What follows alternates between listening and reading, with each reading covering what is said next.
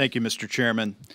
Thank you, Ranking Member Velasquez. This is an important hearing that we're having today because it touches everyone in America. I don't care if you're in the 4th District and you're in a small town or you're in Kansas City, St. Louis.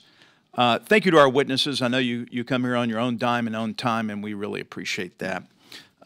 Look, we all know our nation's small businesses are suffering because of the administration's policies on crime and being soft on crime. In a recent study, 90% of small businesses stated that they have been a victim of a crime in the last year. 83% say that crime is at least a somewhat major issue for their business. Democrat policies have hamstrung police from doing their job, and cashless bail and the failure to prosecute repeat offenders has really exacerbated this crisis. The crime is negatively impacting our country, including my home state of Missouri. Late last year, a small business in Missouri, Osage County Guns, was a victim of a crash and grab. A group of thieves crashed a stolen car through their very front door, causing $200,000 worth of damage and stealing $28,000 worth of merchandise. Crimes like this targeting small businesses are hurting ordinary Missourians on all levels. According to a recent survey by the Missouri Chamber of Commerce, 7 out of 10 business leaders say that the rising crime rate is impacting Missouri's economic competitiveness.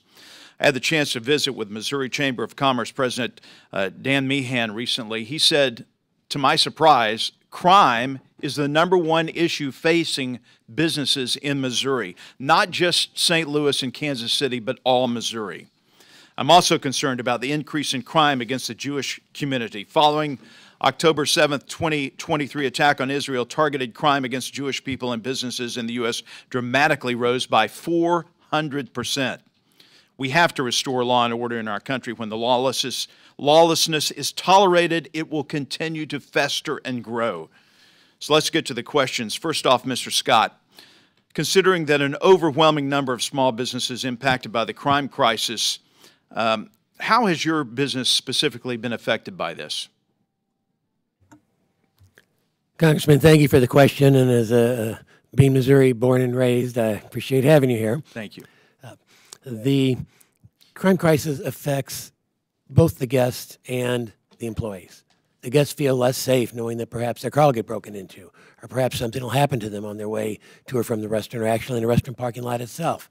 Employees feel less safe knowing that, oh, perhaps my car will get broken into, or will somebody come in that gets angry about the fact that we burnt their toast and will do something rash or something violent.